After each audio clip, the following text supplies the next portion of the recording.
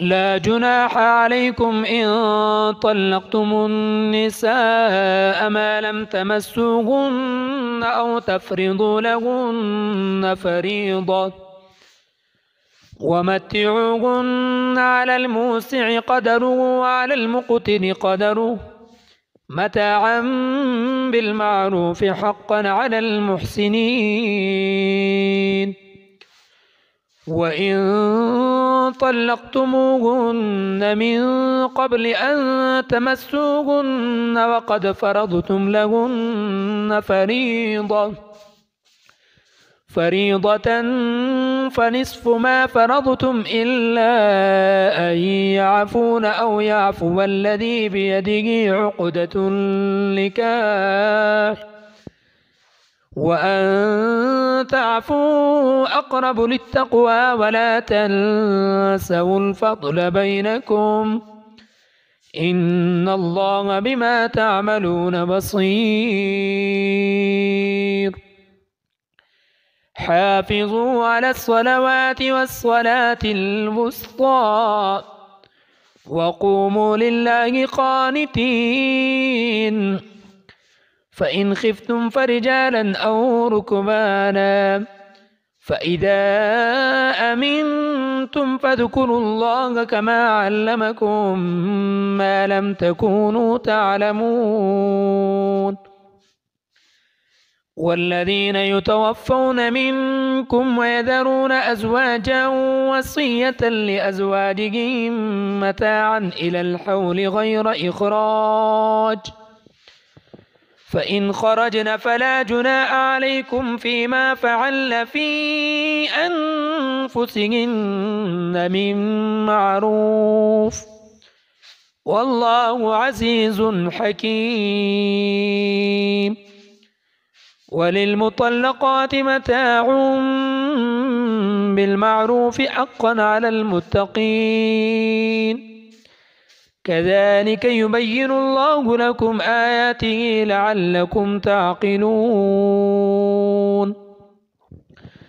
ألم تر إلى الذين خرجوا من ديارهم وهم ألوف حذر الموت فقال لهم الله موتوا ثم أحياهم إن الله لذو فضل على الناس ولكن أكثر الناس لا يشكرون. وقاتلوا في سبيل الله واعلموا أن الله سميع عليم. من ذا الذي يقرض الله قرضا حسنا فيضاعفه له أضعافا كثيرة والله يقبض ويبسط وإليه ترجعون. ألم تر إلى الملأ من بني إسرائيل من بعد موسى إذ قالوا لنبي له مبعث لنا ملكا نقاتل في سبيل الله قال هل عسيتم إن كتب عليكم القتال ألا تقاتلوا قالوا وما لنا ألا نقاتل في سبيل الله وقد أخرجنا من ديارنا وأبنائنا فلما كتب عليهم القتال تولوا إلا قليلا منهم والله عليم بالظالمين. وقال لهم نبيهم إن الله قد بعث لكم طالوت ملكا قالوا أنى يكون له الملك علينا ونحن أحق بالملك منه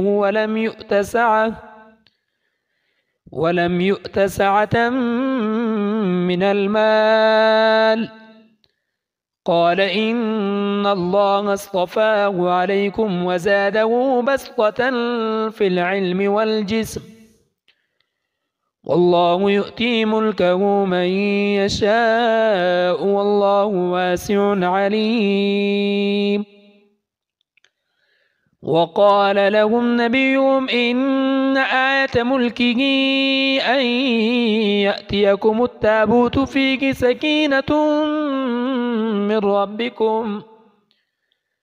من ربكم وبقية مما ترك آل موسى وآل هارون تحمله الملائكة إن في ذلك لآية لكم إن كنتم مؤمنين. فلما فصل طالوت بالجنود قال إن الله مبتليكم بنهر فمن شرب منه فليس مني ومن لم يطعمه فإنه مني إلا من اغترف غرفة بيده فشربوا منه إلا قليلا منهم.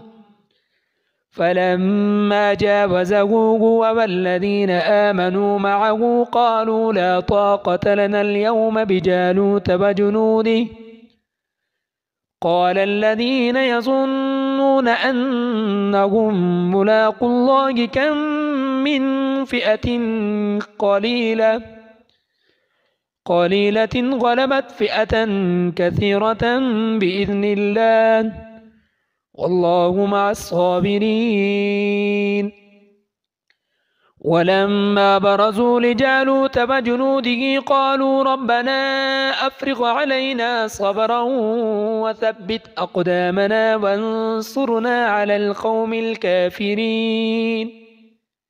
فهزموهم بإذن الله.